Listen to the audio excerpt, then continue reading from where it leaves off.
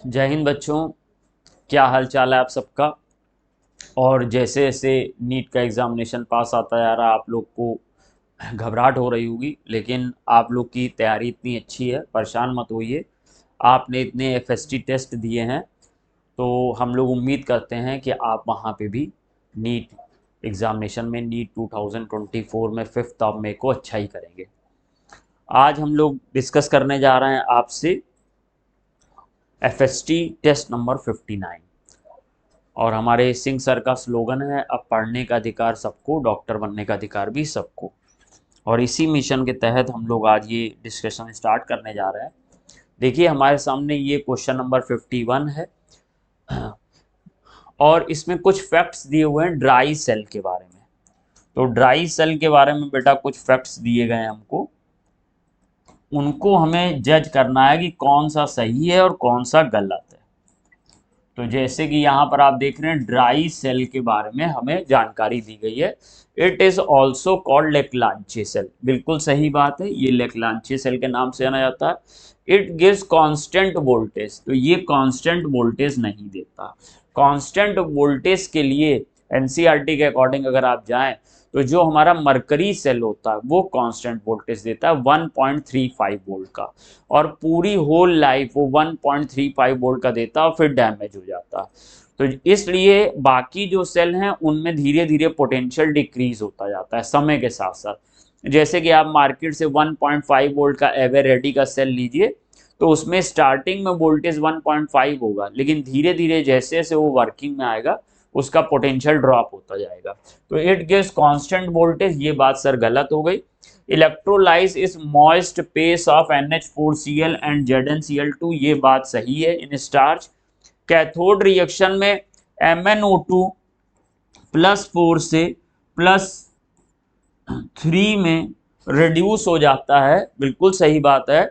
और जो अमोनियम है वो हमारा, मतलब ये MnO2 कैथोडिक रिएक्शन के लिए दिखाया गया है, और कैथोड पे आप जानते हैं केवल रिडक्शन होता है, तो ये कैथोडिक रिडक्शन हमको दिखाया गया, ये बिल्कुल सही है। अमोनिया के साथ रिएक्ट करके ऐसा कन्वर्ट होगा, और एनोड पे Zn2+ में ऑक्सीडाइज हो जाता है। अब मुझे सेलेक्ट द करेक्ट फैक्ट्स, ये वाला भी सही कर ले रहे हैं हम लोग, और हमारा ये वाला भी सही था। तो फर्स्ट, थर्ड और फोर्थ मेरा सही है। इस तरह से मेरा जो ऑप्शन सही हो जाएगा वो थर्ड हो जाएगा। फर्स्ट 51 क्वेश्चन का थर्ड ऑप्शन सही होगा। ये क्वेश्चन आया हाफ लाइफ पे बेस्ड, इस तरह के बहुत से क्वेश्चन आप तो ये बिल्कुल याद कर सकते हैं कि एक रेडियो एक्टिव सब्सटेंस है, काइनेटिक्स से हमने इसको लिया है। और काइनेटिक्स में जो हम लोग ये बात एग्जाम्पल्स पढ़ते हैं कि जो रेडियो एक्टिव डिसइंटीग्रेशन होता है वो फर्स्ट ऑर्डर की रिएक्शन होती है। तो ये जो रेडियो एक्टिव डिसइंटीग्रेशन है इसको फर्स्ट ऑर्डर के अकॉर्डिंग सॉल्व करेंगे। इसके दो मेथड हैं, एक डायरेक्ट आप देख के भी जल्दी से पता कर सकते हो, और फॉर्मूला वाइज भी पता कर सकते हो। तो इसमें देखिएगा, जैसे कि ये यहाँ पे क्या दिखा रहा है, 87.5% of radio active substance disintegrate in 40 minutes. ठीक है, तो हमको जो टोटल टाइम दिया गया है वो 40 मिनट्स दिया गया है। टोटल टाइम बेटा 40 मिनट्स दिया गया है, और इसमें हो क्या रहा है, 87% डिसइंटीग्रेट हो जाता है, यानी बचेगा कितना, 100 माइनस 87.5, यानी कि 12.5 बचेगा। तो हम लोग ऐसे कर सकते हैं इसको, हम लोग क्या करेंगे, मान लिया कि स्टार्टिंग में 100 मोल था हमारा कोई सब्सटेंस, रेडियो एक्टिव सब्सटेंस, और ये अगर 1 T half life, first T half यानी कि हाफ लाइफ मतलब अर्ध आयु हिंदी में कहते हैं, ये 50 बच जाएगा। एक टी हाफ और जब चलेगा तो ये 25 बच जाएगा। एक टी हाफ और चलेगा तो ये 12.5 बच जाएगा। इसका मीन्स ये हुआ कि 100 में 12.5 बच गया है, दैट मीन्स 87.5 डिसइंटीग्रेट हो गया। तो इसमें 3 हाफ लाइफ लग रही हैं, और जो नंबर ऑफ हाफ लाइफ होता है उसको हम लोग n से रिप्रेजेंट कर लेते हैं। नंबर ऑफ हाफ लाइफ 3 है, तो इसमें एक फॉर्मूला होता है T=T हाफ इंटू n। अब टोटल टाइम मेरे को 40 दिया गया, तो टी हाफ इंटू कितनी हाफ लाइफ लगी, 3, तो टी हाफ इक्वल टू हो जाएगा 40/3, दैट मीन्स 13.33। तो 13.33 मिनट आ गया। इस तरीके से हम लोग सॉल्व कर सकते थे।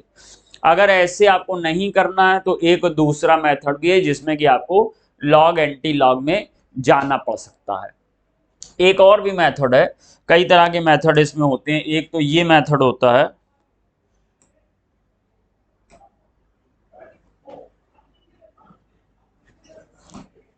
एक ये मेथड होता है इसके अंदर, जिसमें कि हम लोग ये फॉर्मूला यूज करते हैं,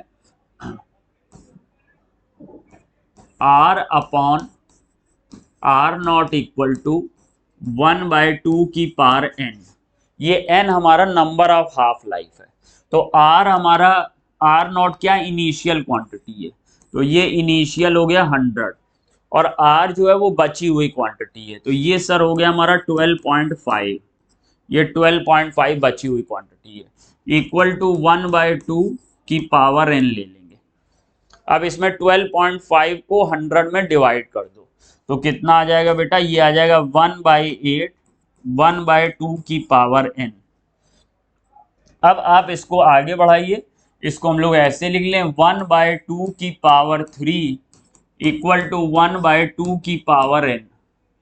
इस तरह से n बराबर मेरा निकल आया 3। देखो, अगर आप ऐसे निकाल सकते थे, इस तरीके से निकाल सकते थे, तो आप बहुत बढ़िया जल्दी निकाल लेते। अगर आपको सॉल्व करना है तो आप ऐसे सॉल्व कर सकते हो। आर नॉट इनिशियल क्वांटिटी है, आर बैलेंस क्वांटिटी है, 87.5% डिसइंटीग्रेट हो गया, तो 12.5% बचा। अब फिर से वही बात आ जाएगी, T equal to T half into small N, और n हमारा 3 है, टोटल टाइम 40 है, टी हाफ हमें निकालना है, टी हाफ 13.33 आ जाएगा। अगर आप चाहते हो कि कभी कभी ऐसा हो जाता है इसमें इस तरह से कि जैसे अगर यहाँ पर मान लीजिए 12.5 की जगह होता 15, होता 16, तो यहाँ पर 1/6.5 आ जाता, तो आप इसको पावर टर्म्स में नहीं कन्वर्ट कर सकते थे। तब वैसी स्थिति में आपको ये वाला फॉर्मूला याद रखना होगा। फॉर्मूला कौन सा है हमारे पास? फॉर्मूला है 0.3 T half equal to 1/t log r naught upon r। अब हम लोग इस फॉर्मूले को यूज करेंगे, 0.3 टी हाफ निकालना है मुझे, 1/t 40 मिनट है, log अगर इनिशियल क्वांटिटी 100 है तो r मीन्स होता है बैलेंस क्वांटिटी, बची हुई क्वांटिटी, 87.5 डिसइंटीग्रेट हो गया। अब इस फॉर्मूले से भी आप सॉल्व कर लीजिए, तो फाइनली आपको टी हाफ सब मेथड से 13.33 मिल जाएगा। ये हमारा है मेथड थर्ड, ये हमारा था मेथड सेकंड, और ये हमारा था मेथड फर्स्ट। आपको जो मेथड पसंद आए उससे लगा सकते हैं। जो मेथड थर्ड है वो हर जगह लगेगा, लेकिन मेथड फर्स्ट और मेथड सेकंड हर जगह नहीं लगेगा, इसलिए 52 का फर्स्ट हो गया।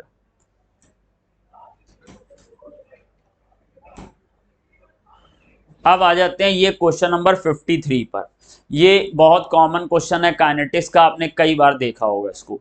इस क्वेश्चन में बेटा क्या होता है कि एक मेन रिएक्शन होती है, जैसे P2 plus Q2 this gives 2PQ, और उसकी मैकेनिज्म दे देता है, और उस मैकेनिज्म के बेस पे हमसे रेट एक्सप्रेशन या ऑर्डर ऑफ द रिएक्शन या ऑर्डर ऑफ एनी रिएक्टेंट पूछता है। तो हम इसको कैसे करते हैं, आप लोग ने किया होगा इस तरह का क्वेश्चन। सबसे पहले जो मैकेनिज्म गिवन होती है उसमें जो स्लोएस्ट स्टेप होता है उसको हम लोग चुनते हैं।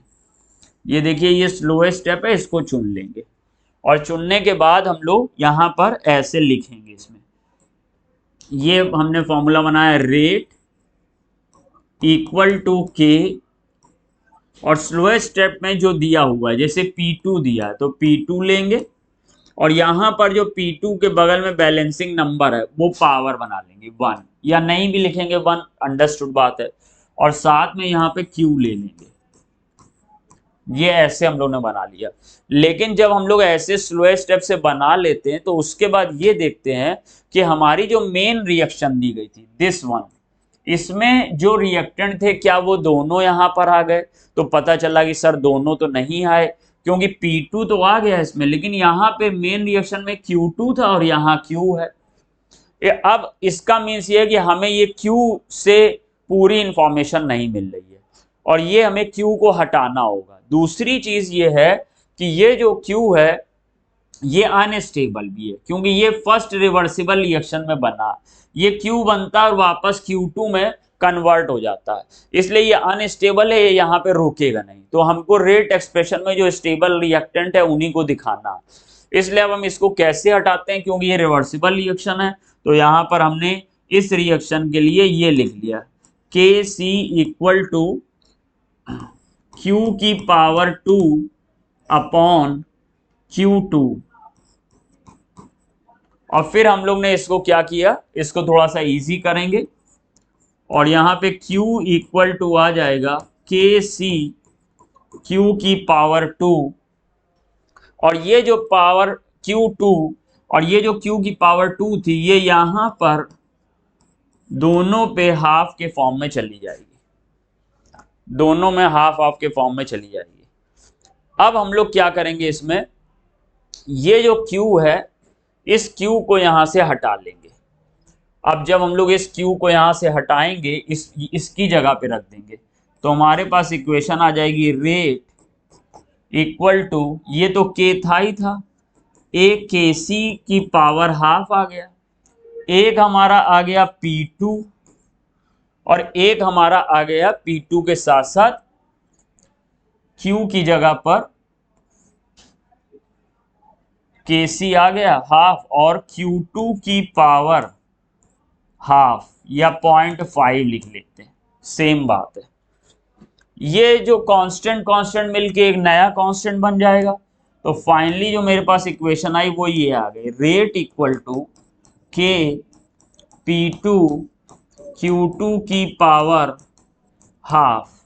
अब मुझसे पूछ क्या रहा, the order of reaction with respect to Q2, तो order of reaction with respect to Q2 क्या आ जाएगा, 0.5 यानी कि हाफ आ जाएगा, 0.5 यानी कि हाफ आ जाएगा। नेक्स्ट क्वेश्चन की तरफ चलते हैं। अब नेक्स्ट क्वेश्चन आपका क्या कह रहा है, क्वेश्चन नंबर, ये भी एक हमारा काइनेटिक्स का क्वेश्चन है, फर्स्ट ऑर्डर रिएक्शन का, गैस रिएक्शन का। तो अच्छा क्वेश्चन है, देखिएगा किस तरीके से सॉल्व करेंगे। एक गैस फेस रिएक्शन चल रही है और गैस फेस रिएक्शन में क्या हो रहा है, आर कन्वर्ट हो रहा है A plus B plus C plus D में। चलिए भाई ठीक है। अब हम लोग ने ये मान लिया कि इनिशियल प्रेशर x0 है, शुरू में जब R लिया था रिएक्टेंट तो प्रेशर x0 था। अब धीरे धीरे समय के साथ साथ इसमें से कुछ R टूट के A B C D में बदलेगा। मान लीजिए कि हमने इसमें से P प्रेशर निकाल दिया, तो ये भी P बन जाएगा, ये भी P, ये भी P, ये भी P। अब हम लोग ऐसा करने के बाद टोटल प्रेशर निकाल लेते हैं। तो यहाँ पर हम लोग ने एक PT टोटल प्रेशर निकाला, तो टोटल प्रेशर क्या होगा, इन सबको ऐड कर दो। तो ऐड करने पे x0 minus P plus P plus P plus P। अब ये जो माइनस P है वो प्लस P से कैंसिल हो जाएगा और कितने, एक P और आएगा, 4 थे ना, हाँ, तो यहाँ पर एक P और आएगा। तो अब मुझे जो PT है सर वो मिल जाएगा x0 प्लस 3P। अब आगे क्वेश्चन पढ़ते हैं कि total pressure after 10 minute y है, तो ये जो PT है इसकी जगह पे y लिख देंगे, x0 प्लस 3P। अगर मैं P के टर्म में x0 और y को लिखना चाहता हूं तो मैं ऐसे लिख लेता हूं, यहां पर 3P equal to y minus x0, P equal to y minus x0 by 3, ऐसा आ जाएगा। अब इसको मैं यूज करूंगा आगे चल के, ये मैंने रिलेशन निकाल लिया। अब मैं क्या करता हूं, फर्स्ट लॉ ऑफ जो फर्स्ट ऑर्डर रिएक्शन का जो रेट कांस्टेंट का इक्वेशन होता है वो लिख लेता हूं। K equal to 2.303 T log initial pressure यानी कि P naught upon remaining pressure. ऐसा करते हैं कि यहां पर हम लोग ले लेते हैं इनिशियल प्रेशर क्या था x नॉट अपॉन बचा हुआ प्रेशर क्या x नॉट माइनस पी। अब t की जगह पे 10 लगा देते हैं क्योंकि 10 मिनट है। तो हम लोग ने अब क्या किया, अब हम लोग ने ये किया k इक्वल टू 2.303 अपॉन 10। पहले देख ले भाई 10 कहाँ है, अरे 10 तो सब में है। लॉग करने के बाद x नॉट, अभी तो यहाँ पे x नॉट में कोई वैल्यू आ रही है, अभी चलिए ये यहाँ पे रखेंगे तो आ जाएगी। चलिए हमने x नॉट यहाँ पे रख दिया और x नॉट में से ये p की वैल्यू को सबस्ट्रैक्ट कर दिया। p कितना था y minus X naught by 3। अब यहां जगह खाली, बाकी तो मेरा बोर्ड भर गया, तो ध्यान से देखिएगा, मैं दूसरा कलर लेके करा रहा हूं इसमें आपको। अब इसको हम सॉल्व करते हैं। यहां पर हम लोग 3 कॉमन ले लेंगे और वो जो 3 कॉमन लेंगे वो ऊपर चला जाएगा। तो देखो क्या आ जाएगा 2.303 अपॉन 10 लॉग, ये 3 कॉमन लिया ऊपर चला गया तो 3x नॉट आएगा। पहले तो चेक कर लो किसी में क्या 3x नॉट है, इसमें है, यही वाला ऑप्शन सही हो गया। फॉर्मेलिटी के लिए हम बाकी चीजें भी सॉल्व कर ले रहे हैं। तो ये यहां पर हमने 1 लिया है तो ये 3x नॉट हो जाएगा और 3x नॉट में माइनस कितना हो जाएगा y, और ये माइनस अंदर मल्टीप्लाई होगा तो प्लस x नॉट। तो फाइनली आप इसको सॉल्व करोगे तो ये वाला फॉर्मूला आपका निकल के आ जाएगा 2.303 अपॉन 10 लॉग 3x नॉट, और 3x नॉट और 1x not 4x not minus y। ऐसे इस क्वेश्चन को सॉल्व करेंगे। तो इसका आंसर हम लोग ने क्या कर लिया, थर्ड कर लिया। ये क्वेश्चन हेनरी लॉ पे बेस्ड है सॉल्यूशन का। देखिएगा कैसे करेंगे इसको। Henry law constant for the solubility, Henry law constant, पहले कांस्टेंट बता रहा, for the solubility of nitrogen gas in water at 290 K is 10 to the power 5 ATM। Sir मुझे क्या दिया गया है, मुझे KH दिया गया, हेनरी लॉ कांस्टेंट कितना 10 टू द पावर 5 ATM।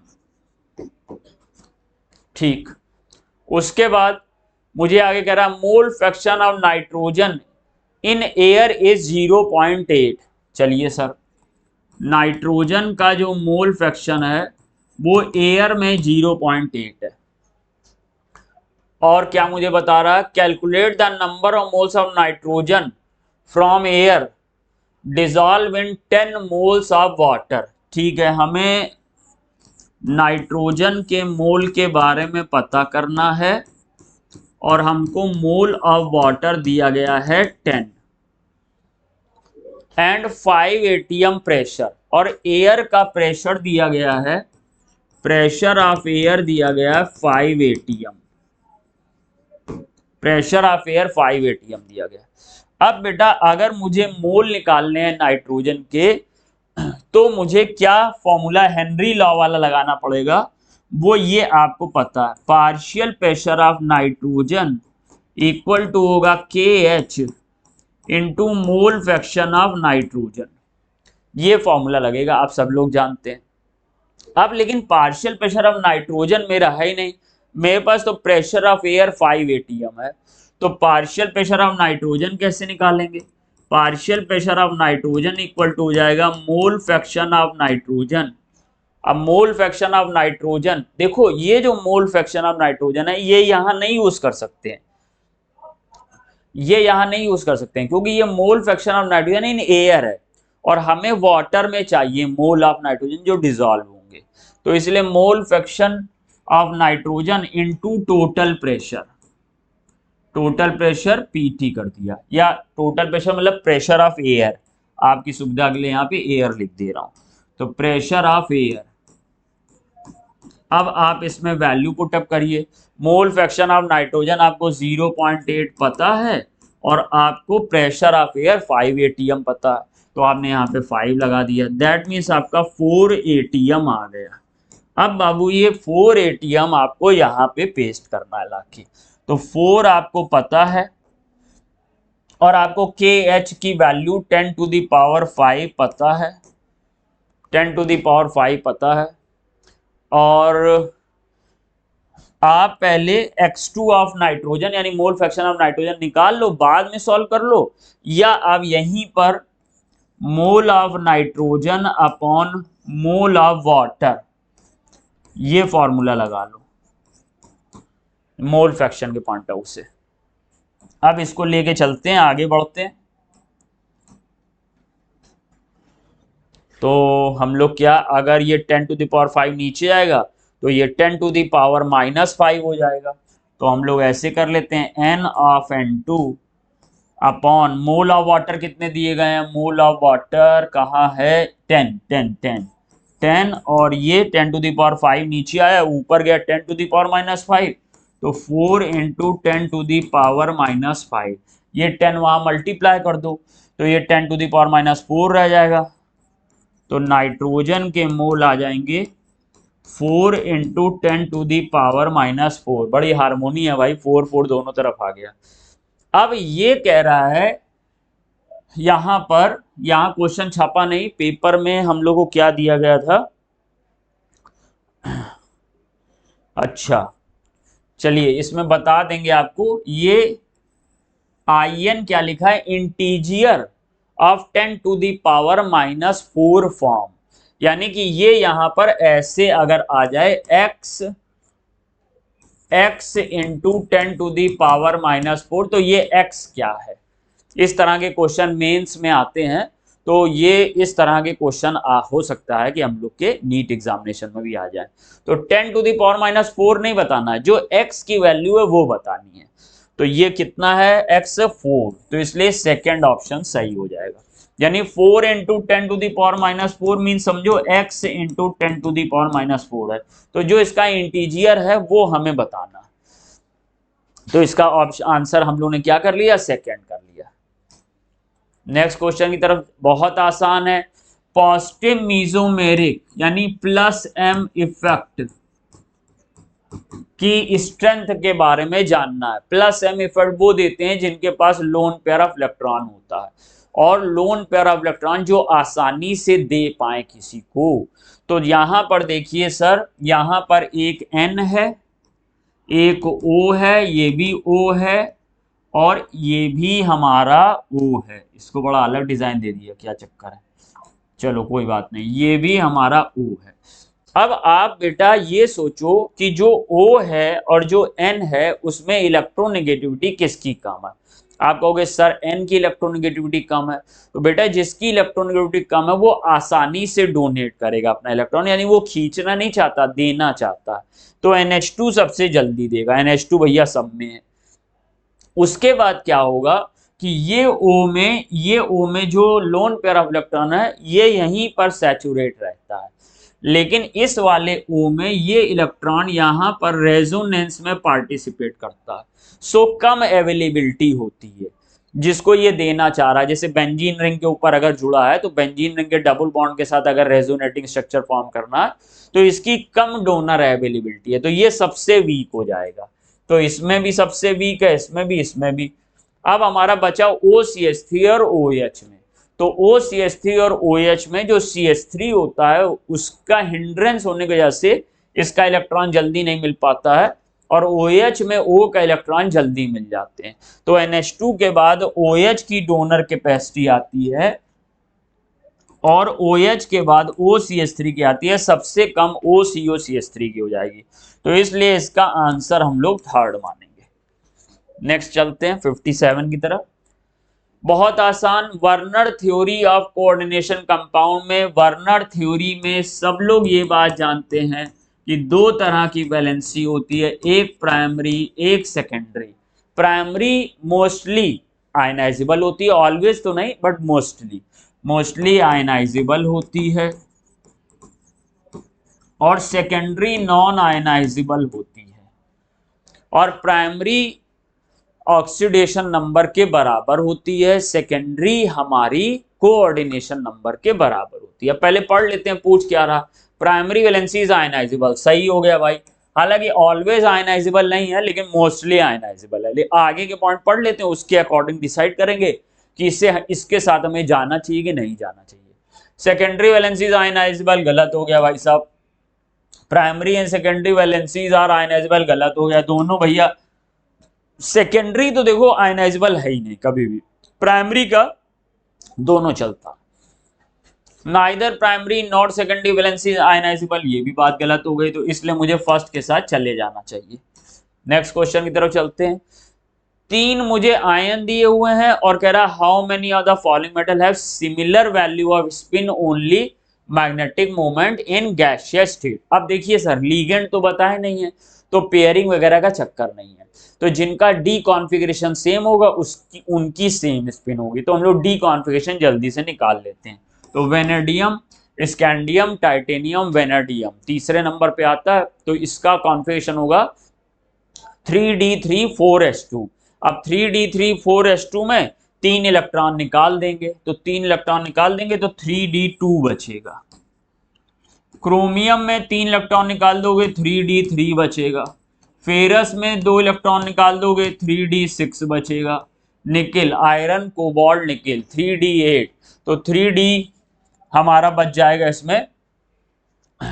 अच्छा डी अब क्योंकि आगे तो हुंड्स रूल के अकॉर्डिंग पेयरिंग देखनी पड़ेगी, तो ये आ जाएगा 3d iron, cobalt, nickel 3d8 और प्लस 3 3d7।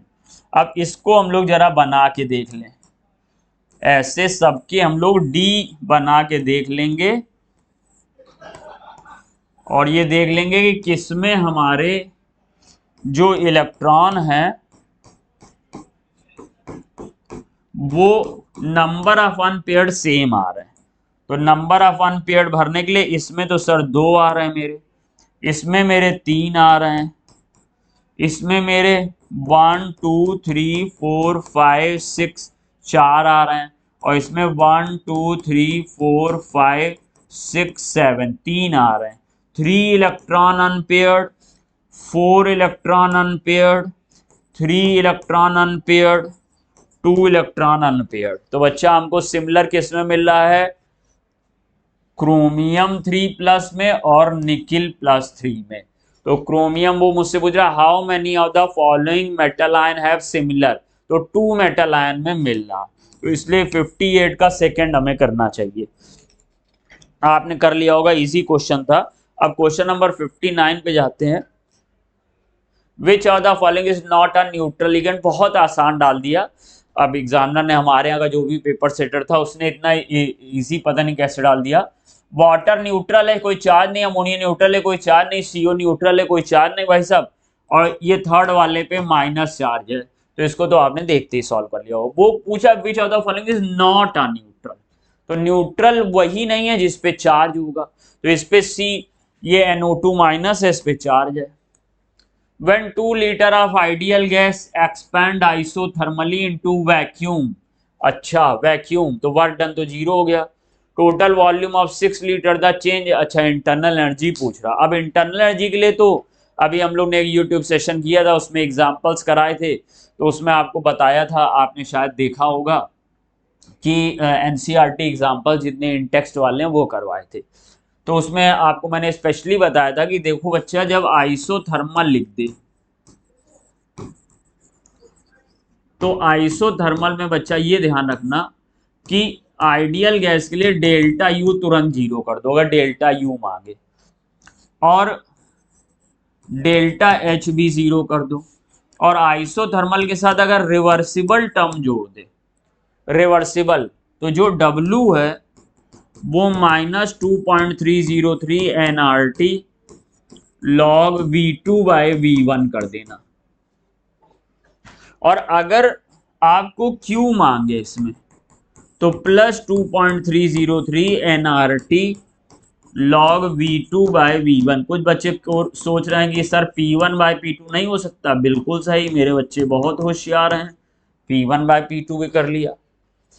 अब अगर फ्री एक्सपेंशन या वैक्यूम हो तो वर्क डन 0 हो जाता है, और अगर हमको दे देता है आइसोथर्मल इर्रिवर्सिबल तो P एक्सटर्नल डेल्टा V यानी minus P external delta V, इतना एनसीईआरटी में दिया। अब उसने चेंज इन इंटरनल एनर्जी, ये चेंज इन इंटरनल एनर्जी है, चेंज इन इंटरनल एनर्जी, तो ये भाई साहब जीरो है, फर्स्ट ऑप्शन मैच कर रहा है, कुछ बताने की जरूरत नहीं। ये बहुत अच्छा क्वेश्चन आ गया। पीएच हमें निकालना है और दो एसिड मिलाए जा रहे हैं। अच्छा सर चलिए देखते हैं। देखिए ये भी HCl है और ये H2SO4, दोनों एसिड है। तो जब दो एसिड आ जाएं तो उसके लिए एक फॉर्मूला आपको मालूम है, मिलाते हैं जब, तो पहले हम लोग दोनों एसिड का H+ आयन निकाल लेते हैं।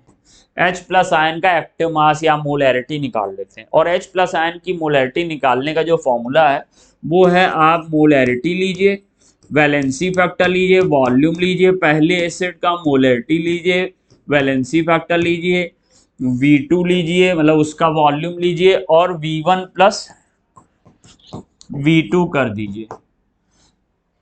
चलो फटाफट वैल्यू रख लेते हैं।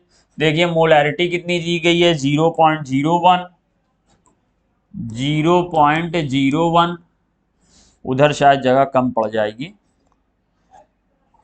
तो नीचे कर लेते हैं। चलो उधर पीएच वाला सॉल्व कर लेंगे, यहीं कर लेते हैं, थोड़ा सा इधर शिफ्ट कर लेते हैं या बाद में यूज़ कर लेंगे। चलो भाई यहीं पे कर लेते हैं।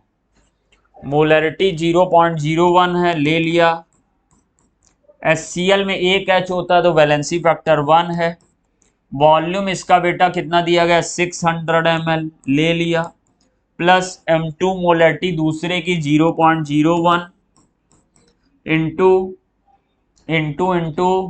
वैलेंसी फैक्टर H2SO4 में 2H है तो 2, वॉल्यूम कितना है 400 ml अपॉन 600 प्लस 400, 600 प्लस 400।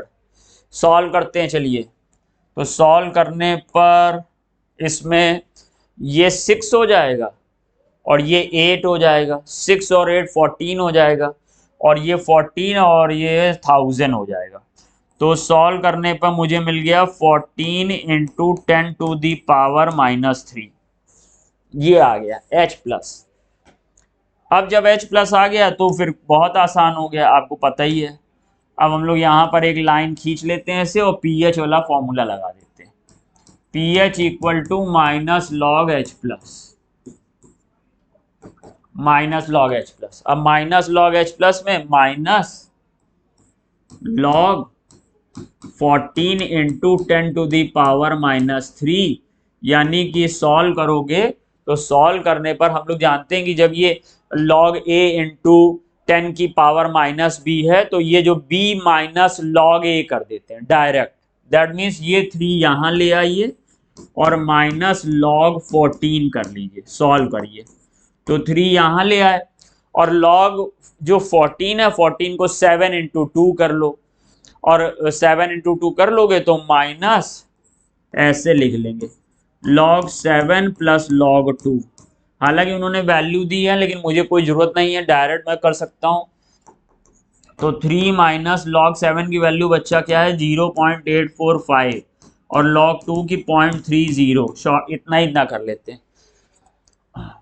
और इन्होंने वैसे log 3 की मुझे 0.48 दी गई है, log 7 की 0.84 दी गई है, इसकी log 3 की मुझे नीड नहीं है, log 11 भी दिया गया, मुझे नीड नहीं है।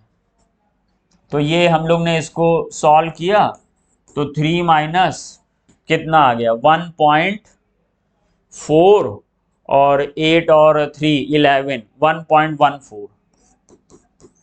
3 में से 1.14 सब्सट्रैक्ट कर दो, तो 3 में से 1.14 सब्सट्रैक्ट कर दिया, टाइम बचा लेते हैं भाई। 3 माइनस 1.14 मैं कैलकुलेशन कर लेता हूँ, ऐसा मत सोचना, लेकिन ये 1.86 आ गया। अब यहाँ पर ट्विस्ट क्या है, ट्विस्ट ये है कि ये नियरेस्ट इंटीजर में मांग रहे हैं, ये इस पे कॉन्सेंट्रेट करिए। यानी वो ये कह रहा है कि मुझे आप 10⁻⁻² के टर्म्स में लिख के आंसर करिए और 10⁻⁻² मत बताइए, जो बचा हुआ है वो बताइए। तो ये 1.86 को मैंने ऐसे लिख लिया, pH इक्वल टू 186 इंटू 10⁻⁻²। 1.86 को ऐसे लिख लिया, तो 10⁻⁻² मुझे बताना नहीं, बस मुझे ये 186 यहाँ भरना, तो 186 थर्ड ऑप्शन है, मैंने ले लिया। क्वेश्चन नंबर 62 देखते हैं। 62 क्या कह रहा है कि during the qualitative analysis of sulphide, ठीक है सर, सल्फाइड की क्वालिटेटिव एनालिसिस कर रहे हैं using dilute H2SO4, SO2 gas is evolved, ठीक है। ये बता रहा है मुझे कि सल्फाइड में जब आप H2SO4 मिलाते हो बच्चा, तो SO2 गैस मिलती है। ये पंजेंट स्मेल वाली गैस है, कलरलेस है। जैसे इसको स्मेल करोगे गले में दिक्कत होगी, खराश होने लगेगी, खांसी भी आ सकती है। तो ये SO2 गैस निकलती है। अब इस SO2 गैस को सर जी हम लोग भेजते हैं K2Cr2O7 में। अच्छा, K2Cr2O7 कौन से कलर का कंपाउंड होता है? ऑरेंज सर जी, ऑरेंज कलर का होता है। और जब K2Cr2O7 SO2 से रिएक्ट करता है तो यहां बेटा जी क्रोमिक सल्फेट बन जाता है। क्या बन जाएगा? Chromic sulphate. और ये क्रोमिक सल्फेट ग्रीन कलर का होता है। तो समझ जाओ कि अगर ऑरेंज कलर का पोटेशियम डाइक्रोमेट से मॉइस्चर फिल्टर पेपर ग्रीन हो जाता है, दैट मीन्स SO2 प्रेजेंट थी। ये एनालिटिकल केमिस्ट्री का टेस्ट है, एसिडिक रेडिकल का, आपने पढ़ा होगा। अब वो यही पूछ रहा है, turn solution K2Cr2O7 in black, red, green, blue. Sir green सही होगा। क्वेश्चन नंबर 63 देखिए, बड़ा क्वेश्चन है ये आपको याद भी होगा कि 9:1 है तो 36:1 होना चाहिए। फिर भी आप इसको सॉल्व करना चाहते हैं तो मैं यहाँ पे आपको सॉल्व करके दिखा देता हूँ इसको। सबसे पहले आप A को B और C में आपने बदला। मान लीजिए शुरू में A हमारे पास 1 मोल था और ये 0 0 थे, और A में से अल्फा A टूट गए और ये अल्फा आ गए। तो जो टोटल मोल है इक्विलिब्रियम पे वो 1 प्लस अल्फा आ गए, 1 प्लस अल्फा टोटल मोल आ गए। और इसमें ऐसे ही हम लोग क्या करेंगे, जो हमारा x इंटू वाई है इसमें भी यही करेंगे, 1 माइनस अल्फा और यहां पर 2 अल्फा, तो टोटल मोल 1 प्लस अल्फा आ गए। अब आप देखो यहां पर एक A है, यहां पर x एक है, यहां पर 2 मोल y है, यहां मतलब 2 मोल है, एक B और एक C, यहां पर भी 2 मोल है। तो इनका जो K का पैटर्न है वो सिमिलर टाइप है, और इस वजह से क्या होगा कि जो नीचे 1 प्लस अल्फा आना वो कैंसिल हो जाएगा। मैं आपको करके दिखाता हूं। अब आप इसको क्या करिए, इसमें मान लीजिए कि इसका टोटल प्रेशर P1 है और इसका टोटल प्रेशर P2 है। इसको मुझे रिलेशन लेना है, तो रिलेशन आप ऐसे लीजिए। देखिए थोड़ा कॉम्प्लिकेटेड है लेकिन समझने का प्रयास करिएगा। Kp1 बाय Kp2 कर दीजिए, ये लिखा हुआ है 9/1 इक्वल टू B का मोल फ्रैक्शन पहले लेना है, यानी कि x bye 1 plus alpha P1। ऐसे C का लेना है alpha P1 upon 1 plus alpha, और नीचे आ जाएगा 1 minus alpha 1 plus alpha P। Similarly इसके लिए जब आप जाओगे तो 2 alpha by P, 2 alpha upon 1 plus alpha P into 2 alpha upon 1 plus alpha P, और फिर नीचे 1 minus alpha P 1 plus alpha. अगर आप अलग अलग करके लिखते हो तो अलग अलग आपको ज्यादा आसानी होगी। अलग अलग का सेंस मीन्स ये है कि आप ये Kp1 का पहले अलग बना लो, और के पी वन का जब आप बनाओगे तो आपको ये मिलेगा alpha P one plus alpha, और इसी में alpha P one plus alpha upon one minus alpha one plus alpha P. ये जो ऊपर मैंने जो फिगर लिखी है वो ये वाली है, और जो मैंने नीचे फिगर लिखी हुई है बेटा वो हमारी क्या है, वो ये है के पी टू इक्वल टू इसके लिए two alpha one plus alpha P two alpha one plus alpha P one plus alpha केवल अपॉन वन माइनस अल्फा, ये मैंने यहां लिखा। जब आप इसको सबको काटोगे पीटोगे तो फाइनली आपको मिलेगा P1 बाई 4P2। तो बेटा ये 4 मल्टीप्लाई हो जाएगा 9 में, तो 36 बाई 1 P1 बाई P2 आ जाएगा। इसलिए आंसर क्या हो जाएगा, सेकेंड हमारा। ऐसे आप इसको सॉल्व कर सकते हो, और अल्फा सेम है दोनों में, यहाँ क्वेश्चन में दिया हुआ। Degree of distribution of A and x भी सेम, तो अल्फा सेम है तो अल्फा अल्फा सब कैंसिल हो जाएगा। ये क्वेश्चन नीट में आ चुका है। 20 gram of magnesium carbonate sample दिया, यानी कि जो W इम्प्योर वेट है, हम लोग ने मार्केट से मान लो 20 ग्राम कैल्शियम का 20 ग्राम मैग्नीशियम कार्बोनेट खरीदा, तो शॉपकीपर ने बता दिया सर ये मैग्नीशियम कार्बोनेट इम्प्योर है, इसमें 20 से कम होगा मैग्नीशियम कार्बोनेट, थोड़ी बहुत इम्प्योरिटी होगी, हो सकता है 19 ग्राम हो सकता है 18 ग्राम हो।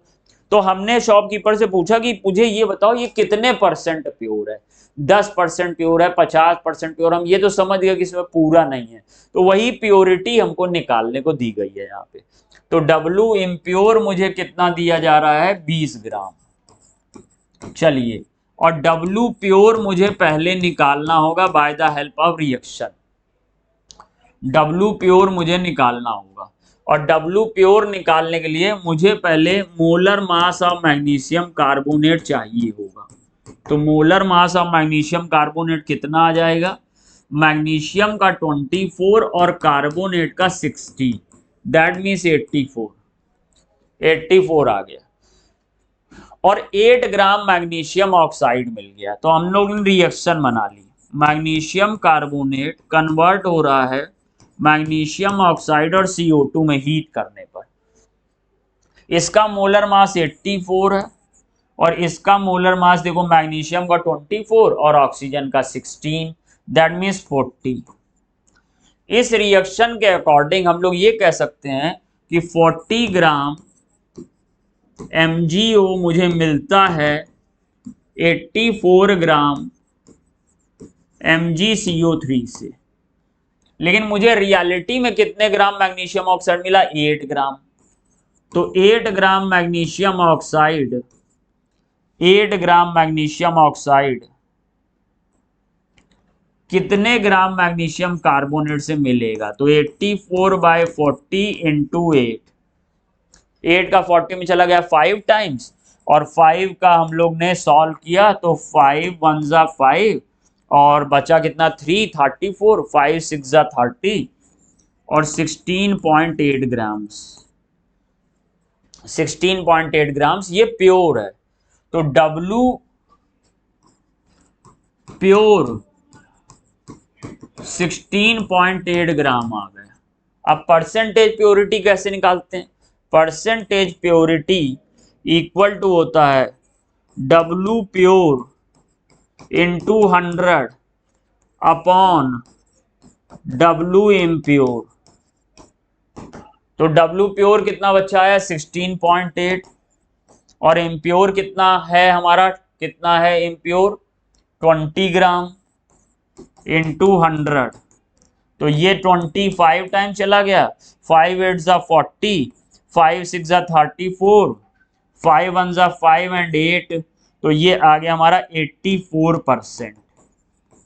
84% कोई ऑप्शन है सेकेंड, तो 64 का हम लोग सेकंड जाएंगे। आपने इसको लगाया भी होगा क्योंकि ये नीट एग्जामिनेशन में आ चुका है हमारा क्वेश्चन। अब हम लोग नेक्स्ट क्वेश्चन की तरफ चलते हैं। 84% आने के बाद question number 65, how many milligram of AU3 plus ion are present in 1 litre saturated solution. अच्छा, AU3 प्लस आयन मांग रहा, ओके। तो हमें AU3 प्लस आयन के लिए पहले AU3 प्लस के मोल निकालने होंगे। तो मोल निकालने के लिए मुझे 1 लीटर दिया गया तो मैं मोलैरिटी निकाल लूं। मोलैरिटी मीन सॉल्युबिलिटी निकाल लूं। तो ठीक है, किसमें है AU गोल्ड का आयोडाइड, तो AuI3। तो जो AuI3 है वो AU में 3 प्लस में और 3I माइनस में टूटेगा। मान लो इसकी सॉल्युबिलिटी S थी तो ये S, ये 3S हो गया। तो जो सॉल्युबिलिटी प्रोडक्ट आया वो क्या आ गया, S इंटू 3S की पावर 3। 3 3 जा 9, 9 3 जा 27, 27S की पावर 4। कई बच्चे कह रहे हैं सर हमें ये फॉर्मूला याद था, बहुत बढ़िया। आप 27, कई बच्चे कह रहे हैं कि सर यहाँ पे 1 था, यहाँ 3 था, 4 था। तो जब टोटल नंबर ऑफ आयन 4 होते हैं तो 27S की पावर 4 आती है। बिल्कुल सही आपने पहचाना। तो 27S की पावर 4 आ गई। KSP मेरे को दिया गया तो मैंने इसको यहाँ पे लिख लिया 2.7 into 10 to the power minus 47 upon 27 की पावर 1/4। इजिली कैंसिल होने वाला दिया हो भगवान जी, नहीं तो बड़ी दिक्कत हो जाएगी। देखता हूँ इजिली कैंसिल हो सकता है कि नहीं। अच्छा, ये 2.7 है तो इसको 27 into 10 to the power minus 48 रख लें और 27 कट जाएगा तो 1 आ जाएगा। तो S इक्वल टू मेरे पास आ गया है 10 टू दी पावर माइनस 48 की पावर 1/4। अच्छा, अगर हम इसको ऐसे लिख लें 10 to the power minus 12 into 4, ठीक है ऐसे लिख सकते हैं 10 to the power minus 12 into 4 की पावर 1/4। तो 4 से 4 कैंसिल हो जाएगा तो ये 10 टू दी पावर माइनस 12 आ गया। कितना 10 टू दी पावर माइनस 12 मोल पर लीटर। इतने मोल पर लीटर घुला हुआ है। अब इतने मोल पर लीटर घुला है, लेकिन मुझे निकालना क्या है, मुझे तो सर निकालना है इसमें नंबर ऑफ आयंस। तो नंबर ऑफ आयंस निकालने के लिए हमें Na वैल्यू का यूज करना पड़ेगा। नीचे हाउ मेनी मिलीग्राम निकालना, आयंस नहीं निकालना, मिलीग्राम। तो मिलीग्राम निकालना है तो पहले इसको ग्राम में कन्वर्ट करो मोल को, और ग्राम में कन्वर्ट करके मिलीग्राम में कन्वर्ट करो। जगह कहाँ बच रही है, यहाँ आ जाते हैं। तो 10 टू दी पावर माइनस मोल पर लीटर है तो W निकालिए। W इक्वल टू होता है मोल इंटू मोलर मास। तो 10 to the power minus 12 into molar mass दिया भाई साहब 197। 197 तो ये कितना हो गया ग्राम, लेकिन मिलीग्राम में जाना है। तो मिलीग्राम में जाने के बाद 10 टू दी पावर माइनस 3।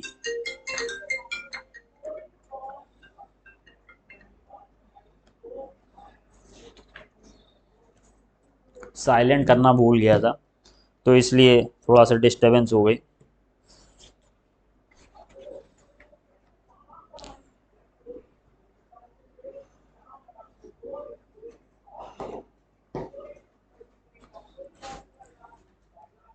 हाँ, तो हम लोग कहाँ थे 197। तो इसको हम लोग ऐसे लिख लेंगे 1.97 into 10 to the power minus 10 gram.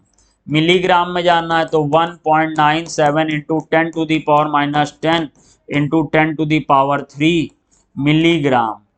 Finally 1.97 into 10 to the power minus 7 milligram. तो ऐसा हमारा कौन सा ऑप्शन आ रहा है, फर्स्ट ऑप्शन। तो 65 के फर्स्ट ऑप्शन को करेक्ट मानेंगे। उम्मीद है आप समझ पाए होंगे।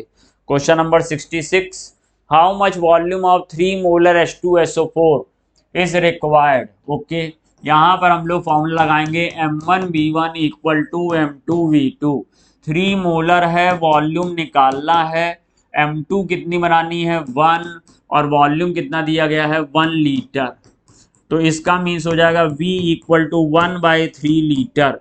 मुझे ऑप्शन ml में दिए गए हैं, तो 1000/3 ml, 1000/3 ml यानी 333 के आसपास आने लगेगा। थर्ड ऑप्शन सही हो जाएगा। 67 पे जाते हैं। 67 में हमको enthalpy of combustion of benzene निकालनी है, और ये मुझे क्या क्या दिया गया है, ये मुझे एक तरह से हीट ऑफ फॉर्मेशन दी गई है। दो तरीके हैं निकालने के, चलो हैश लॉ से निकाल लेते हैं। अब इन तीनों रिएक्शन को आप ऐसे कर लीजिए कि इसको बना लीजिए 1, इसको बना लीजिए 2, इसको बना लीजिए 3, और 3 बनाने के बाद इसको डेल्टा H1, इसको डेल्टा H2, डेल्टा H3। अब बेंजीन की जो कंबशन की रिएक्शन है उसको लिख लेते हैं। C6H6 plus 15/2O2 6CO2 plus 3H2O, इसका डेल्टा H मुझे निकालना है। ये बेंजीन की हीट ऑफ कंबशन हो गई। अब आप यहां पर ऐसा लिख लीजिए, equation 1, equation 2, equation 3, equation 1, equation 2, equation 3। इसका एक तरीका और भी है, और वो ये कि आपको ये इक्वेशन का डेल्टा H चाहिए, तो आप इन दोनों की हीट ऑफ फॉर्मेशन में से इसकी हीट ऑफ फॉर्मेशन को सबट्रैक्ट कर दें तो आंसर आ जाएगा। यानी कि total heat of formation of product minus total heat of formation of reactant, और ये हीट ऑफ फॉर्मेशन ही दी है बेंजीन की, वाटर की, CO2 की, ऐसे डेटा वाइज बता दिए। आप वैसे भी कर सकते हैं, हम लोग हैश लॉ से कर रहे हैं। अब ये देखो C6H6 मुझे लेफ्ट साइड में चाहिए, इसमें C6H6 राइट साइड में। अगर मेरे अकॉर्डिंग नहीं है इक्वेशन तो उसको मैं माइनस करूंगा, यानी कि रिवर्स करूंगा, तो ये हमारा सेट हो जाएगा। फिर देखो O2 कई जगह पे है, यहाँ भी है, यहाँ भी है, तो अभी इसको छोड़ दो। CO2 6 मोल मुझे राइट साइड चाहिए, यहाँ CO2 1 मोल है थर्ड इक्वेशन में। जहां मुझे चाहिए उसी तरफ है, तो प्लस किया और 6 से मल्टीप्लाई कर दिया। वाटर मुझे 3 चाहिए राइट साइड, यहाँ पर वाटर 1 है इक्वेशन नंबर 2 में, इसको 2 प्लस किया और 3 से मल्टीप्लाई कर दिया। अब बस मैं डेल्टा H निकाल लूंगा, तो डेल्टा H इक्वल टू क्या आ जाएगा, देखिएगा इक्वेशन नंबर 1 में माइनस है, तो डेल्टा H1 का वैल्यू प्लस 45.9 रखना है, और इसी तरीके से इक्वेशन नंबर 2 का प्लस है माइनस 285.9 इंटू क्या करना है 3, फिर प्लस साइन है minus 393.5 into into into into 6। ये पूरा सॉल्व करो बेटा, तो आंसर आपको मिल जाएगा इसमें 67 का हमें क्या आंसर दिया गया है 3264 फोर्थ वाला ऑप्शन आपको मिल जाना चाहिए। आप ऐसे इसको सॉल्व कर सकते हो। नेक्स्ट क्वेश्चन हमारा 68 है। 68 क्वेश्चन क्या कह रहा है हमारा, हमसे कह रहा है कि आपको correct order of total number of nodes निकालना है। तो टोटल नोड्स का एक सिंपल फॉर्मूला आपने पढ़ा है, टोटल नोड्स इक्वल टू होता है n-1, जिसका n ज्यादा होगा उसका टोटल नोड ज्यादा होगा। तो भैया 6 है, 5 है, 4 है, तो 6 का सबसे ज्यादा, 5 का उससे कम, 4 का उससे कम, सेकंड सही हो जाएगा। Identify the hypophosphoric acid, hypophosphoric acid H4P2O6 होता है। H4P2O7 pyrophosphoric acid, H4P2O6 hypophosphoric acid है, H4P2O5 पायरोफॉस्फोरस एसिड है, H3PO2 हाइपोफॉस्फोरस एसिड है, इसलिए सेकंड ऑप्शन सही होगा। Which of the following will not form ethanide, यानी कि HC triple bond C on reaction with, ये बनाना है हमको किससे बनाना है? एथाइन की मेटल से रिएक्शन करके। हम लोग सब जानते हैं फर्स्ट ग्रुप में लिथियम को छोड़कर बाकी सब मेटल एथाइन से रिएक्ट करते हैं, क्योंकि लिथियम का आयनेशन एंथैल्पी ज्यादा, उसका इलेक्ट्रोपॉजिटिव कैरेक्टर कम है, तो वो यहाँ पर नहीं अटैक कर पाएगा। सोडियम पोटेशियम कर लेंगे, उनकी आयनेशन एंथैल्पी कम है, तो इसलिए 70 का थर्ड हो जाएगा। 71 में देखिए, विच of the following reaction is incorrect. तो रिएक्शन इनकरेक्ट बताना है। देखो ये हमारा Na लिक्विड अमोनिया दिया गया, यानी कि ये एसिटिलीन ब्यूटाइन पे रिएक्शन हो रही है। तो लिक्विड अमोनिया और Na की प्रेजेंस में हम लोग को मालूम है कि एंटी एडिशन होगा, यानी कि ट्रांस प्रोडक्ट बनेगा। तो ये ट्रांस प्रोडक्ट बन भी रहा है और ट्रांस एल्कीन बनेगी। तो ये सर रिएक्शन सही है, लेकिन मुझे तो इनकरेक्ट बतानी है। जिंक अमलगम और HCl यानी क्लीमेंसन रिडक्शन है, कार्बोनिल ग्रुप CH2 में बदल जाएगा, सही है। H2PdCO3 यानी कि लिंडार कैटालिस्ट है। लिंडार कैटालिस्ट की प्रेजेंस में सिस एल्कीन बनना चाहिए था, लेकिन यहाँ ट्रांस बन रहा है, तो ये गलत हो गया। यही ऑप्शन मुझे चॉइस करना। H2PdBaSO4 ये भी लिंडार कैटालिस्ट का एक फॉर्म है और इसमें हमारा सिस बन रहा है, तो ये सही है। इसलिए जो इनकरेक्ट रिएक्शन है वो थर्ड है। ये करेक्ट कैसे होती? जब ये वाला CH3 ग्रुप यहां से काट के यहां आ जाता, तो ये करेक्ट हो जाती।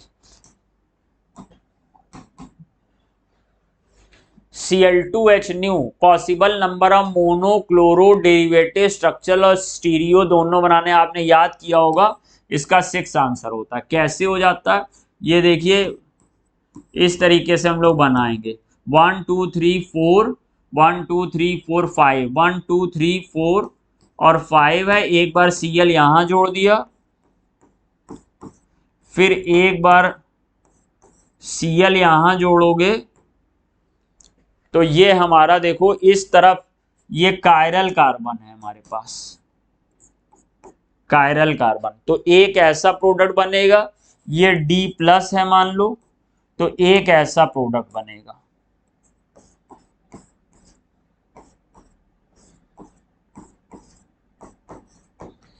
ये L- है, तो 3 तो ये हमारे बन गए। उसके बाद सर हम लोग क्या करेंगे? उसके बाद ये भी देख लेना, ये कायरल कार्बन है भाई। अब चौथा कैसे बनाएंगे? चौथा इस तरीके से बनाएंगे, फोर्थ वाला 1 2 3 4 5। आप देखो नोटिस करो, पहली बार हमने ये वाले कार्बन पे Cl जोड़ा था, फिर सेकंड नंबर के कार्बन पे यानी इस पे जोड़ा था, और उसमें हमारा क्योंकि कायरल कार्बन आ गया तो 2 कंडीशन बन गई, स्टीरियो भी हमें कलेक्ट करने हैं। और अब हम लोग ने इस पे जोड़ दिया। अच्छा, इस पे इधर भी मेथिल है, इधर भी मेथिल है, तो कायरल कार्बन है नहीं। यहाँ पर 2H है, यहाँ पर 3H है, कायरल कार्बन है नहीं। अब हम लोग क्या करेंगे, ये वाला या ये वाला किसी एक पे जोड़ देते हैं। तो चलिए हम लोग ने इसमें जोड़ा और ये हम लोग ने ले लिया।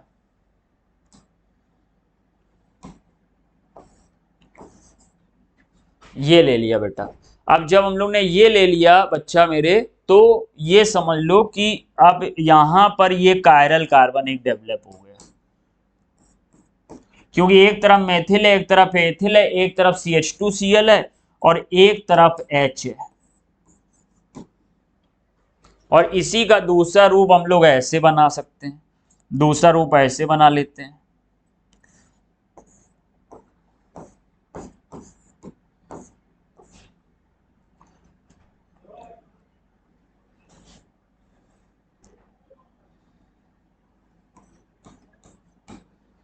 तो ये हमारा कायरल कार्बन है, ये अगर D है तो ये L है, सेम कंपाउंड है, सेम कंपाउंड। इस तरह से मेरे कितने बन गए? 1 2 3 4 5 6 दैट मीन्स थर्ड ऑप्शन हो गया। SN2 का करेक्ट ऑर्डर बताना है, तो SN2 के लिए हमारा जो तरीका होता है वो ये कि 1 डिग्री में सबसे ज्यादा, फिर 2 डिग्री में उससे कम, फिर 3 डिग्री में सबसे कम, यहां पर 3 डिग्री है 4 का सबसे कम होगा, फिर 2 डिग्री है तो थर्ड का उससे ज्यादा होगा। तो केवल फर्स्ट ऑप्शन में ही ऐसा है। 4 से ज़्यादा थर्ड, यहाँ पर 4 से ज़्यादा सेकंड, 4 से ज़्यादा फर्स्ट, तो फर्स्ट ऑप्शन में ही ऐसा है।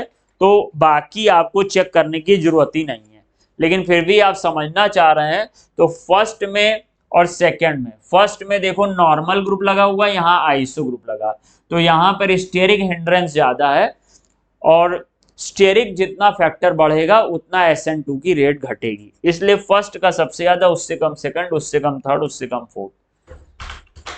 कंसंट्रेट HNO3H2SO4 में Cl जो है हमारा वो ऑर्थो एंड पैरा डायरेक्टिंग है। ऑर्थो में हमारा स्टेरिक फैक्टर की वजह से अनस्टेबिलिटी आएगी, इसलिए पैरा वाला प्रोडक्ट सबसे ज्यादा स्टेबल होगा। तो फिर हमारा 74 में थर्ड ऑप्शन करेक्ट होगा। 75 में ये हमको फिटिक रिएक्शन इसमें पहचाननी है।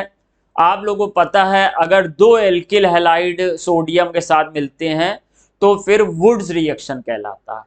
एक एल्किल हैलाइड एक एरिल हैलाइड अगर सोडियम के साथ ड्राई ईथर मिलते हैं तो इसे वुड्स फिटिक रिएक्शन कहते हैं, और दोनों एरिल हैलाइड अगर सोडियम के साथ मिलते हैं तो फिटिक रिएक्शन कहते हैं। यहां देखिए दो एल्किल हैलाइड हैं, ये वुड्स है, ये वुड्स है सर। इसमें देखिए एक एल्किल हैलाइड है एक एरिल हैलाइड है, एरोमेटिक हैलाइड, तो ये वुड्स फिटिक है। और इसमें देखिए दोनों ही हमारे एरिल हैलाइड है, तो ये हमारी फिटिक रिएक्शन है, इसलिए हमारा आंसर थर्ड हो जाएगा। तो बेटा आपने हमारे साथ 51 to 75 किए, अब विजय सर आपको आगे कराएंगे 76 to 100। थैंक यू बच्चों। चलिए बेटा क्वेश्चन नंबर 76, बेंजीन की रिएक्शन देखो बेटा, कॉन्सेंट्रेट H2SO4 से करा रहे हैं, क्या बना रहे हैं बेटा, बेंजीन सल्फोनिक एसिड।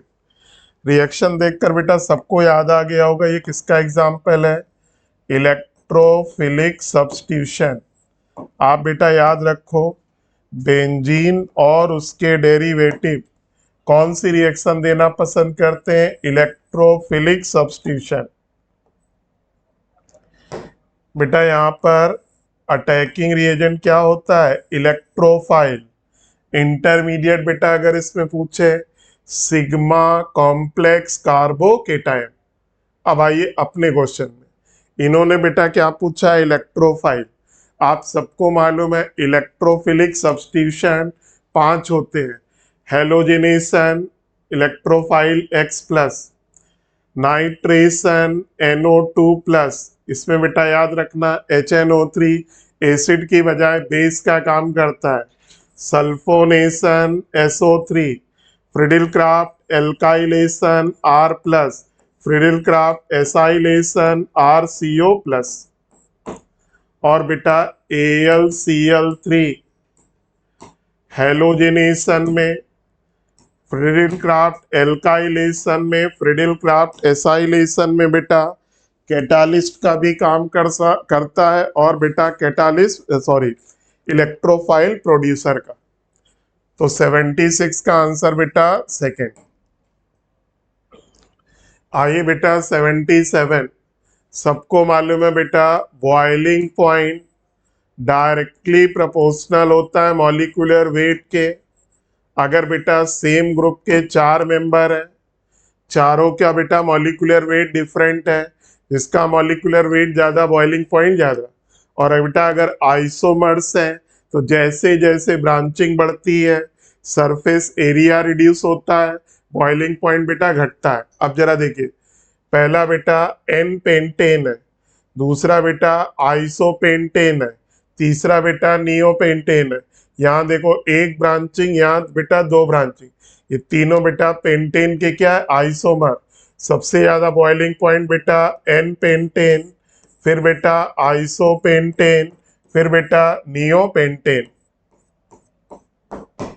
ठीक, तो 77 का आंसर बेटा सेकेंड, आइसोमर से जैसे जैसे ब्रांचिंग बढ़ेगी बेटा बॉइलिंग पॉइंट सरफेस एरिया घटेगी, बॉइलिंग पॉइंट घटेगा। और अगर यही सॉल्युबिलिटी पूछे तो बेटा उल्टा कर देना। 78, विच of the following can give acetaldehyde on ozonolysis. देखो बेटा आपको ओजोनोलिसिस पर एसिटल्डिहाइड कब मिलेगा? जब बेटा डबल बॉन्डेड कार्बन के पास कम से कम बेटा एक हाइड्रोजन हो। अब देखो ट्रांस ब्यूटीन 2 यानी बेटा दोनों मिथाइल ग्रुप डिफरेंट प्लेन में होंगे। देखो ये ट्रांस ब्यूटीन 2, इसके पास भी देखो H है, इसके पास भी H है। यहाँ ओजोनोलिसिस करोगे तो बेटा 2 मोल आपको क्या मिलेगा? एसिटल्डिहाइड। तो पहले से बेटा 2 मोल मिलेगा। अब आइए बेटा आइसोब्यूटीन 2 नंबर पे CH3, ये बेटा आइसोब्यूटीन। इधर करोगे तो बेटा क्या मिलेगा? एसीटोन। और इधर बेटा क्या मिलेगा? फॉर्मेल्डिहाइड। तो ये बेटा आपका आंसर नहीं है। अब आइए बेटा सिस ब्यूटीन CH3H, दोनों बेटा मिथाइल ग्रुप सेम साइड। तो देखो बेटा डबल बॉन्डेड कार्बन पे हाइड्रोजन है ना, इससे भी बेटा 2 मोल क्या बनेगा? एसिटल्डिहाइड। इससे भी बेटा एसिटल्डिहाइड बनेगा। तो करेक्ट आंसर बेटा 78 का क्या हो गया? 4, दोनों से बेटा। 79 बॉइलिंग पॉइंट का है। देखो एल्कोहल है, पेंटेन 1 ऑल 5 कार्बन, इनमें बेटा 4 कार्बन, इनमें बेटा 3 कार्बन। तो सबसे ज्यादा बेटा 5 कार्बन वाला। अब देखो ब्यूटेन 1 ऑल ब्यूटेन 2 ऑल, इसमें बेटा ब्रांचिंग दिख रही है। तो बेटा ए के बाद कौन आएगा? बी के बाद कौन आएगा? सी, और बेटा डी में कार्बन के नंबर सबसे कम। तो 79 A greater B greater C greater D, answer बेटा थर्ड। एक बार फिर से चेक कर लीजिए। ठीक, देखो सबसे ज्यादा बेटा पेंटेन 1 ऑल, क्योंकि मॉलिक्यूलर वेट ज्यादा है, सब में OH कॉमन है। फिर ब्यूटेन 1 ऑल ब्यूटेन 2 ऑल, इसमें बेटा ब्रांचिंग दिख रही है मिथाइल के लेकिन OH नंबर 2 नंबर पर दिख रहा। तो बेटा ब्यूटेन 1 ऑल का ब्यूटेन 2 ऑल से ज्यादा, और प्रोपेन 1 ऑल में बेटा मॉलिक्यूलर वेट और कम हो गया, 14 बेटा कम हो जाता है। तो ये आंसर हो गया। 80 आइए बेटा, आप सबको मालूम है acidic strength directly proportional -I, inversely बेटा +I। लगाइए इस कॉन्सेप्ट को। देखो बेटा आपके पास एल्काइन है, आप सबने पढ़ा होगा एल्काइन में बेटा यहाँ हाइब्रिडाइजेशन क्या है? sp, यहाँ पर भी बेटा sp हाइब्रिडाइज कार्बन सबसे ज्यादा इलेक्ट्रोनिगेटिव होते हैं, जिस परसेंटेज एस कैरेक्टर 50%, जिसके कारण बेटा इन हाइड्रोजन का नेचर कैसा होता है? एसिडिक। फिर देखो बेटा अब अगले में आप क्या कर रहे हो? एक हाइड्रोजन हटाकर आपने बेटा क्या लगाया? मिथाइल। H हटा के मिथाइल लगाया। मिथाइल बेटा क्या है? +I के कारण एसिडिक स्ट्रेंथ बेटा क्या होगी? घटेगी। तो प्रोपाइन का एसिडिक स्ट्रेंथ एसिटिलीन से बेटा कम होगा। अब जरा तीसरे वाले में देखो बेटा क्या है? दोनों हाइड्रोजन बेटा आपने एसिटिलीन से हटा दिया, दोनों तरफ मिथाइल लगा दिया, दोनों तरफ बेटा +I लगा दिया। तो देखो यहाँ +I इससे भी ज्यादा, एसिडिक स्ट्रेंथ बेटा इससे भी कम।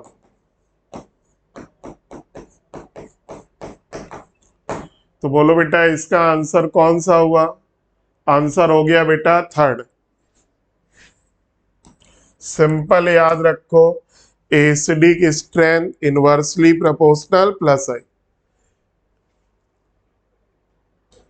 81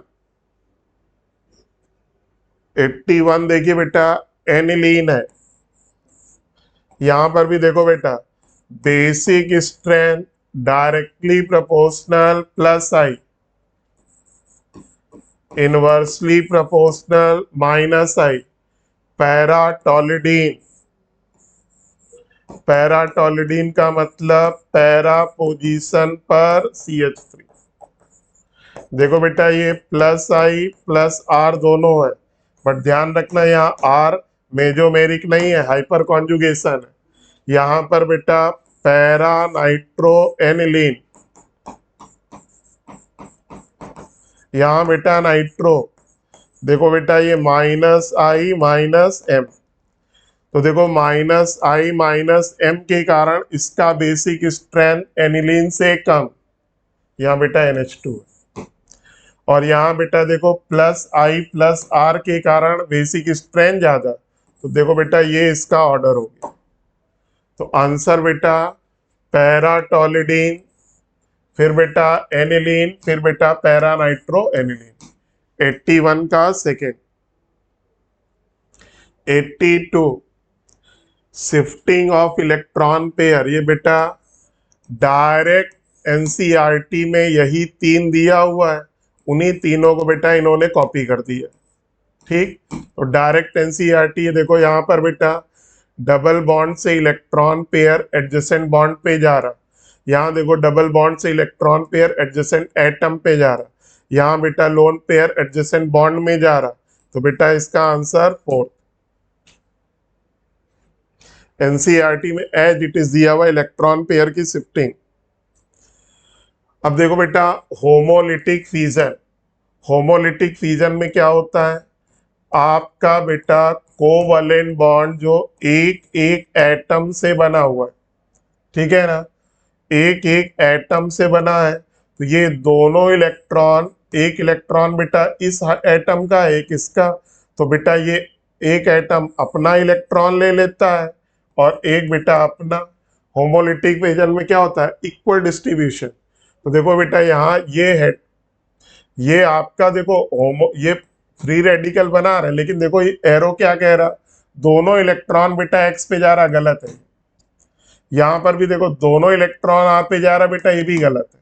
यहाँ पर देखो बेटा इलेक्ट्रॉन बॉन्ड की आ रहा है, ये भी गलत, ये देखो सही है। देखो दो इलेक्ट्रॉन थे, एक इलेक्ट्रॉन बेटा एल्काइल की हाफ एरो बेटा एक इलेक्ट्रॉन बताता है, एक इलेक्ट्रॉन इस एल्काइल की ओर जा रहा, एक इधर जा रहा। करेक्ट आंसर बेटा 4। होमोलिटिक फ्यूजन बेटा मतलब यूनिफॉर्म डिस्ट्रीब्यूशन, एक इलेक्ट्रॉन बेटा एक एटम लेगा एक दूसरा, और एक इलेक्ट्रॉन के लिए बेटा हाफ एरो यूज करते, इन सब में बेटा दो इलेक्ट्रॉन मूव कर रहा है, जो होमोलिटिक फ्यूजन में नहीं होता। विच of the following is correct, देखो पहला गलत है बेटा, हेलोजन का माइनस आई NO2 से बहुत कम होता है, गलत। अब देखो दूसरा बेटा NO2 सबसे ज्यादा सही है, Cn सबसे इसके बाद COOH है, तो 84 का करेक्ट आंसर सेकेंड। यहाँ देखो बेटा गलत है, क्योंकि NO2 यहाँ पर सबसे कम में है, यहाँ पर देखो NO2 वंस अगेन सबसे कम में, गलत। 84 का सेकेंड। 85 देखो होमोलोगस, होमोलोगस का मतलब एक ही फैमिली के दो मेंबर, एक ही फैमिली के दो मेंबर जिसमें मॉलिक्यूलर वेट का 14 का अंतर होता है, CH2 का अंतर होता है। अब देखो बेटा ये फिनॉल है और ये बेटा एनिसॉल है, ठीक है ना। पहली बात देखो इनका मॉलिक्यूलर वेट ही अलग है, ठीक, तो ये होमोलोगस हो ही नहीं सकते, ठीक। यहाँ पर देखो बेटा ये फिनॉल है, एक तरीके से एरोमेटिक टाइप का एल्कोहल है, एरोमेटिक टाइप बोल रहा है, एरोमेटिक अल्कोहल इसको नहीं बोल, और ये बेटा आपका एरोमेटिक अल्कोहल है, ठीक। तो देखो बेटा इसमें भी देखो, इसमें देखो ये बेटा फिनॉल अलग है, ये एरोमेटिक अल्कोहल है, तो ये भी एक तरीके के नहीं है, ठीक है। अब यहाँ देखो बेटा, देखो ये भी फिनॉल है, ये भी फिनॉल, और इसमें कितने का अंतर है, देखो यहाँ से H हटाकर इसमें कितने का अंतर है बेटा, CH2 का, तो ये बेटा आपका होमोलोगस। यहाँ देखो बेटा ये भी होमोलोगस नहीं है, क्योंकि ये एसिड है, ये एस्टर है, फंक्शनल ग्रुप सेम नहीं है, यहाँ फंक्शनल ग्रुप सेम नहीं है, यहाँ फंक्शनल ग्रुप सेम नहीं है। तो फंक्शनल ग्रुप सेम हो यानी एक ही फैमिली के दो मेंबर हो और उनके बीच में मॉलिक्यूलर वेट 14 का अंतर हो, या बेटा CH2 का अंतर हो। जैसे मिथाइल एल्कोहल है, इथाइल एल्कोहल है, ये बेटा आपके होमोलोगस है। ठीक। मीथेन इथेन बेटा होमोलोगस है। 86 ज्योमेट्रिकल आइसोमेर ऑक्सिम। देखो बेटा ये ऑक्सिम का जनरल फॉर्मूला,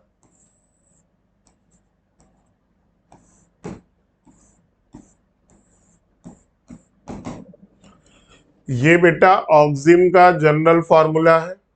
ठीक है, तो देखो बेटा ऑक्सिम आपका ज्योमेट्रिकल आइसोमेरिज्म शो कब करेगा, जब बेटा ये दोनों ग्रुप डिफरेंट हो।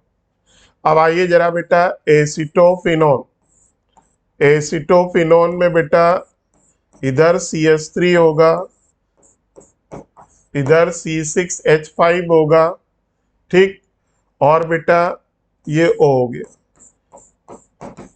हाइड्रोक्सिल एमीन से रिएक्शन कराया, CH3 C6H5 C double bond N।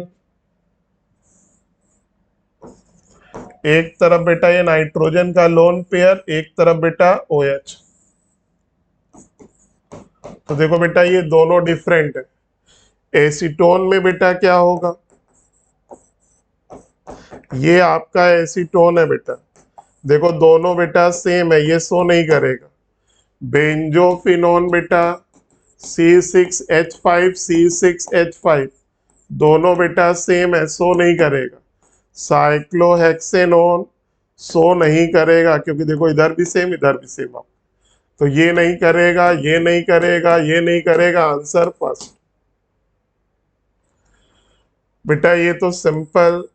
जब मैग्नीशियम नाइट्राइड को पानी में डिसॉल्व करोगे तो बोलो बेटा मैग्नीशियम क्या बनाएगा, मैग्नीशियम हाइड्रोक्साइड 3MgOH का होल ट्वाइस, और 2 मोल बेटा क्या बनता है, अमोनिया।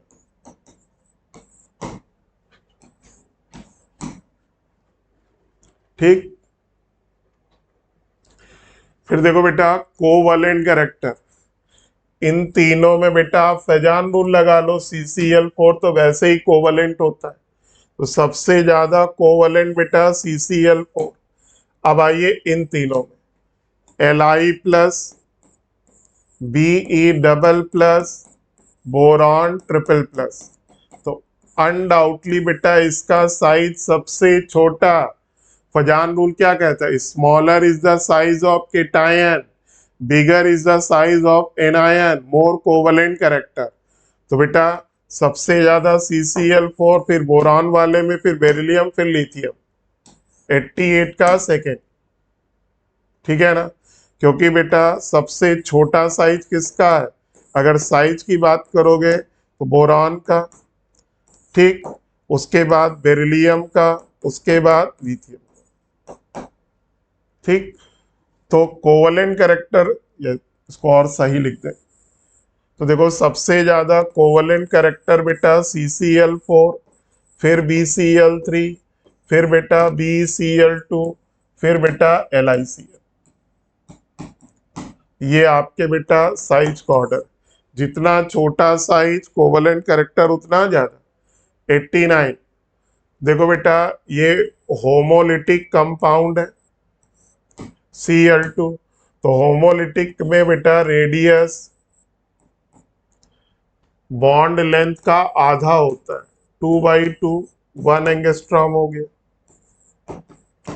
सिमिलरली H में बेटा RH कितना होगा, 1/2 0.5 एंगस्ट्रॉम। इन्होंने क्या पूछा है, HCl हेट्रोलिटिक है। ठीक, इसके लिए बेटा बॉन्ड लेंथ का फॉर्मूला याद रखिए, RA पहले एटम की रेडियस, दूसरे एटम की रेडियस -0.09, सॉरी +0 -0.09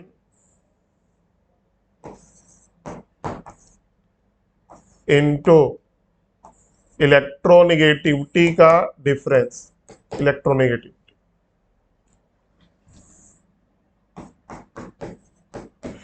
तो देखो बेटा ये आपका 1 एंगस्ट्रॉम, 0.5 एंगस्ट्रॉम, 0.059 HCl इनमें बेटा इलेक्ट्रोनिगेटिविटी का डिफरेंस देखो बेटा 2.13, ये बेटा कितना हुआ 0.9, गुणा करो बेटा, ये 1.5 हो गया, पॉइंट माइनस 0.081 हो गया। ठीक है, अब 1.50 में 0.081 घटाओ तो ये हो गया 9, ये 1, ये बेटा 4, 1.419 ज्यादा क्लोज बेटा। आंसर कौन सा है? फर्स्ट। क्विक लाइम बेटा, क्विक लाइम किसको बोलते हैं? कैल्शियम ऑक्साइड को। स्लैग्ड लाइम मतलब बुझा हुआ चूना, जिसमें आप बेटा चूने में पानी मिला देते हो। 90 का आंसर सेकेंड। 91, इलेक्ट्रॉन ऐड करना किसमें डिफिकल्ट है बेटा? तो पक्की बात है, डिफिकल्ट सबसे ज्यादा किसमें होता है?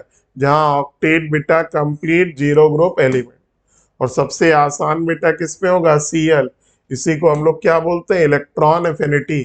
तो इलेक्ट्रॉन एफिनिटी सबसे ज्यादा बेटा किसकी? Cl। और इन चारों में सबसे कम किसकी बेटा? नियॉन की। फिर देखो वोलेटिलिटी, वाटर का बॉइलिंग पॉइंट बेटा देखो, वोलेटिलिटी इनवर्सली होता है बेटा बॉइलिंग पॉइंट के। वाटर का बॉइलिंग पॉइंट बेटा बहुत ज्यादा होता है अमोनिया से, अमोनिया गैस है, तो बेटा वाटर की वोलेटिलिटी बहुत कम। आर्थोनाइट्रोफिनॉल में इंट्रामोलिकुलर हाइड्रोजन बॉन्डिंग होती है, जिसके कारण बेटा इसका बॉइलिंग पॉइंट लो होता है। पैरानाइट्रोफिनॉल में इंटरमोलिकुलर हाइड्रोजन बॉन्डिंग होती है, जिसके कारण इसका बॉइलिंग पॉइंट हाई होता है। लो बॉइलिंग पॉइंट के कारण आर्थोनाइट्रोफिनॉल मोर वोलेटाइल होता है पैरानाइट्रोफिनॉल से। ठीक है ना? फिर देखो बेटा मेथेनॉल और ईथर, इसमें बेटा हाइड्रोजन बॉन्डिंग है, हाई बॉइलिंग पॉइंट। इसमें बेटा नहीं है, लो बॉइलिंग पॉइंट। इसमें इंटरमोलिकुलर हाइड्रोजन बॉन्डिंग है, इसलिए बॉइलिंग पॉइंट ज्यादा है। इसमें इंटरमोलिकुलर हाइड्रोजन बॉन्डिंग ना के बराबर, बॉइलिंग पॉइंट कम, इसलिए बेटा ये ज्यादा वोलेटाइल होगा ईथर। HF और HCl में, HF में बेटा इंटरमोलिकुलर हाइड्रोजन बॉन्डिंग पाई जाती है, लेस वोलेटाइल, बॉइलिंग पॉइंट ज्यादा, लेस वोलेटाइल, ये भी गलत है। तो करेक्ट आंसर बेटा सेकेंड। 93, बाइकार्बोनेट, चलो सोडियम बाइकार्बोनेट ले लेते हैं। सोडियम बाइकार्बोनेट की रिएक्शन अगर बेटा बेस से कराओगे, देखो बेटा ये एसिडिक हाइड्रोजन यहाँ पर प्रेजेंट है, तो ये बेटा एसिडिक हाइड्रोजन इससे रिएक्ट करेगा और क्या बनाएगा? सोडियम कार्बोनेट, H हट गया बेटा, और बेटा क्या बनाएगा? H और H H2O बना लेगा। इसका H, इसका OH बेटा वाटर, यही न्यूट्रलाइजेशन में होता ही है। ये बेटा किसका काम कर रहा? एसिड का। ये किसका काम कर रहा? बेस का। अब बेटा सोडियम बाइकार्बोनेट हीट करोगे, सबको मालूम है एल्कली मेटल के कार्बोनेट गर्म करने पर डिसोसिएट, बाइकार्बोनेट डिसोसिएट होते हैं, Na2CO3 बनाएगा, CO2 बनाएगा, वाटर बनाएगा। तो आंसर बेटा इसका फोर्थ। फिर देखो बेटा highest covalent character, Fazan rule क्या कहता है? जहां पर केटायन का साइज सबसे छोटा, कोवलेंट कैरेक्टर सबसे ज्यादा। देखो यहाँ +2, यहाँ बेटा +3, यहाँ बेटा +4, यहाँ बेटा +7। यहाँ बेटा देखो मैग्नीज पे चार्ज मैक्सिमम है, तो साइज बेटा क्या होगा? मिनिमम, कोवलेंट कैरेक्टर सबसे ज्यादा। लीगेंड, देखो बेटा नाइट्रोजन के पास ऑलरेडी लोन पेयर है, ये भी बेटा दे सकता है। बाकी इधर देखो CH2 CH2 NH2, देखो ये लोन पेयर दे सकता है, CH2 CH2 NH2 lone pair दे सकता है, CH2 CH2 NH2 lone pair देखो 1 2 3 4, तो ये बेटा क्या हो गया? टेट्राडेंटेट। पोटास एलम बेटा डबल सॉल्ट। डबल सॉल्ट की कैरेक्टरिस्टिक क्या होती है? पानी में डिसॉल्व करने पर बेटा कभी भी जो आयन की आइडेंटिटी है वो बेटा चेंज नहीं होती। जो बेटा डिसॉल्व करने के पहले जिस टाइप के आयन थे वही डिसॉल्व करने के बाद, तो बेटा आपका पोटास एलम का में एल्युमिनियम आयन भी होता है K2SO4 Al2SO4 dot 6H2, K2SO4 Al2SO4 whole thrice dot 6H2। तो देखो इसमें बेटा पोटेशियम सल्फेट में K प्लस सल्फेट आयन होता है, इसमें बेटा Al triple plus sulphate ion है। तो देखो ये डिसॉल्व करने के पहले जो इनकी कैरेक्टरिस्टिक थी K2SO4 की Al2SO4, वो डिसॉल्व करने के बाद भी होती, यानी एल्युमिनियम आयन भी मिलेगा, K प्लस भी मिलेगा, सल्फेट आयन भी मिलेगा। Answer all. Maximum electron gain enthalpy, ये तो सबको याद होगा बेटा, क्लोरीन। क्लोरीन की इलेक्ट्रॉन एफिनिटी या इलेक्ट्रॉन गेन इंथैल्पी बेटा सबसे ज्यादा। फिर देखो 98, रेडियो एक्टिविटी बेटा is example of first order reaction. Decomposition of HI on gold surface बेटा NCERT पढ़िए, जीरो ऑर्डर रिएक्शन। NCERT में जीरो फर्स्ट की जो एग्जांपल है रट डाली। सेपोनिफिकेशन का मतलब क्या होता है? सेपोनिफिकेशन का मतलब हाइड्रोलिसिस ऑफ एस्टर। सेपोनिफिकेशन में हायर फैटी एसिड के बेटा एस्टर का हाइड्रोलिसिस होती है। Hydrolysis of ester in basic medium. तो जब बेटा एस्टर की हाइड्रोलिसिस बेसिक मीडियम में होती है तो बेटा रेट एस्टर पे भी डिपेंड करता है, बेस पे भी डिपेंड करता है। ये बेटा सेकेंड ऑर्डर होता है, saponification second order. Inversion of cane sugar सबको मालूम है, सूडो यूनिमोलिकुलर। रेट बेटा वाटर के अमाउंट पे डिपेंड नहीं करता। आंसर देखो, ए का बेटा Q, बी का बेटा R, सी का बेटा S, डी का बेटा P। Answer first. 99 में आइए, NaCl आइसोटोनिक है। आइसोटोनिक का मतलब बेटा सेम ऑस्मोटिक प्रेशर। देखो बेटा ये भी इलेक्ट्रोलाइट है, ये भी इलेक्ट्रोलाइट है। I1C1 बराबर I2C2। ठीक, अब देखो बेटा इस NaCl का वांट ऑफ फैक्टर 2 लेंगे क्योंकि इसका बेटा अल्फा नहीं दिया। स्ट्रॉन्ग इलेक्ट्रोलाइट हो, अल्फा ना दिया, want of factor number of ion के बराबर, ये बेटा 0.8 हो गया। इसका बेटा वांट ऑफ फैक्टर I2 निकाल लो। C2 बेटा कितना है 1, I2 बेटा हो गया 1.6। ये H3PO2 का वांट ऑफ फैक्टर है। लेकिन बेटा आपसे क्या पूछा है? आपसे बेटा उन्होंने पूछा है डिग्री ऑफ डिसोसिएशन। H3PO2 बेटा किसमें टूटेगा? H3PO2 बेटा मोनोबेसिक है, H प्लस H2PO2 माइनस। तो बेटा इसके लिए n बराबर कितना 2। वांट ऑफ फैक्टर का formula 1 plus alpha n minus 1। तो देखो I बेटा कितना है 1.6, 1 प्लस एल्फा निकालना है 2 माइनस 1, 1 प्लस एल्फा बेटा कितना हुआ 1.6, एल्फा बेटा कितना हुआ से 0.6। परसेंटेज में बोलो बेटा 60%। तो ये 99 का 4। आइए बेटा 100। देखो बेटा हाइड्रोजन ऑक्सीजन फ्यूल सेल है। ठीक, ऑक्सीडेशन आप बेटा किसका है? हाइड्रोजन। रिडक्शन आप बेटा किसका है? ऑक्सीजन। आप सबको मालूम है E0 सेल बेटा क्या होता है? E0 right minus E0 left. Right बेटा देखो ऑक्सीजन हाफ है, इसका इलेक्ट्रोड पोटेंशियल 1.23 दिया हुआ। हाइड्रोजन का बेटा क्या होता है? 0। तो देखो बेटा आपके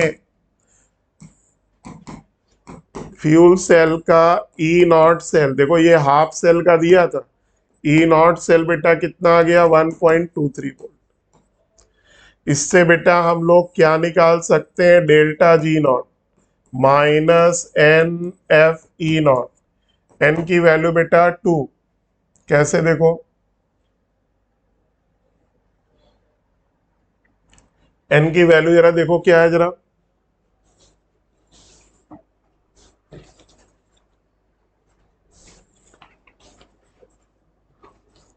एन की वैल्यू देखो भाई, पहले देखो एन होता क्या है, total change in oxidation number for balance equation. देखो बेटा कैसे निकालें, चलो हाइड्रोजन से निकालते हैं। हाइड्रोजन की इधर ऑक्सीडेशन नंबर बेटा 0, यहां पर देखो बेटा +1, एक के लिए चेंज बेटा कितने का है 1, यहाँ देखो 2 2 जा 4 हाइड्रोजन, एन फैक्टर 4। चलो ऑक्सीजन से निकालते हैं, ऑक्सीजन की ऑक्सीडेशन नंबर 0, यहाँ पर बेटा देखो -2, एक के लिए चेंज बेटा कितने का 2, दो के लिए बेटा कितने का 4, एन बराबर बेटा 4 हो गया, एफ बेटा 96500 हो गया, ई नॉट बेटा 1.23 हो गया। ये किस में आ गया बेटा, जूल में, ठीक, ये किस में आया, जूल में। इसको बेटा हमने 1000 से डिवाइड कर दिया, तो आंसर किस में आ जाएगा, किलो जूल में। हम जरा वैल्यू -474, इसको सॉल्व करोगे तो बेटा ये इतना आ जाएगा। तो आपके बेटा फ्यूल सेल का डेल्टा जी नॉट बेटा इतना आ गया। लेकिन आपसे बेटा इन्होंने क्या पूछा है, आपसे इन्होंने पूछा है बेटा इंट्रोपी चेंज, तो डेल्टा जी नॉट मालूम है, इंट्रोपी के लिए फॉर्मूला बेटा टी डेल्टा एस नॉट, तो डेल्टा जी नॉट बेटा रखो -474.48। देखो डेल्टा एच नॉट बेटा कितना दिया है, -285.85, माइनस टी बेटा कितना है 298, डेल्टा एस नॉट यहां से निकालो, ठीक। इसको जोड़ घटा लीजिए, इसको जोड़ घटाओगे तो बेटा आपका आंसर 4 आ जाएगा। थोड़ा कैलकुलेटिव है जोड़ना घटाना, लेकिन फिर से आप समझिए, आपको बेटा ये हाइड्रोजन ऑक्सीजन फ्यूल सेल है, डेल्टा एच नॉट दिया है, डेल्टा एस नॉट पूछ रहा, फॉर्मूला होता है delta G naught equal to delta H naught minus T delta S naught. Delta H naught मालूम है, टी मालूम है, डेल्टा एस नॉट निकालना है तो डेल्टा जी नॉट चाहिए। डेल्टा जी नॉट का फॉर्मूला -NFE होता है। आपको बेटा एन की वैल्यू बैलेंस इक्वेशन से मिलेगी 4, एक ऑक्सीजन के लिए चेंज 2, 2 के लिए 4, एफ 96,500। ई नॉट सेल देखो नहीं दिया है, हाफ सेल का दिया है, तो पहले ई नॉट सेल कैसे निकाला, E naught right minus E naught left. Right बेटा कौन सा है, ऑक्सीजन, ऑक्सीजन का रिडक्शन पोटेंशियल रख दिया। लेफ्ट कौन है, हाइड्रोजन, हाइड्रोजन का स्टैंडर्ड रिडक्शन पोटेंशियल 0 रख दिया, 1.23 आ गया, 1.23 यहाँ रखा, डेल्टा जी नॉट आ गया किलो जूल में, वहां रख दिया बेटा आपका डेल्टा एस नॉट आ गया। तो आप यहाँ पे सॉल्व करोगे तो डेल्टा एस नॉट बेटा -0.322 -0.322 किलो जूल पर केल्विन आ जाएगा, ठीक है बेटा। तो ये आपके बेटा आज के एफएसटी का केमिस्ट्री का डिस्कशन था, ठीक है भाई। तो बेटा इसमें हमने कोशिश की है हम लोगों ने कि आपके ईच क्वेश्चन क्लियरली आपको समझ में आ जाए, ठीक है बेटा। Okay, thank you.